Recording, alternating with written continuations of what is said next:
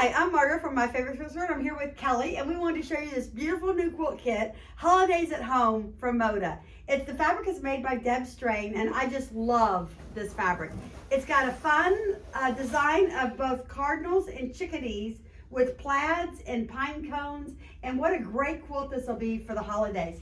So what I really like about this quilt kit is that it has a panel inside. So this is actually a panel, and these are inside each of the blocks as a panel, and then you piece the trees along the sides. So there's both patchwork and then some really neat designs with having the panel within the kit. Yes, and then also there is so much details in these fabrics.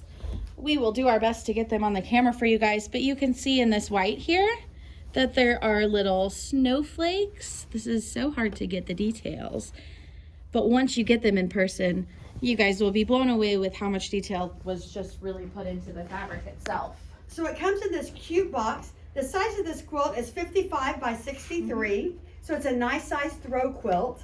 And that red cardinal really stands out on the front of it. Oh yeah, it sure does.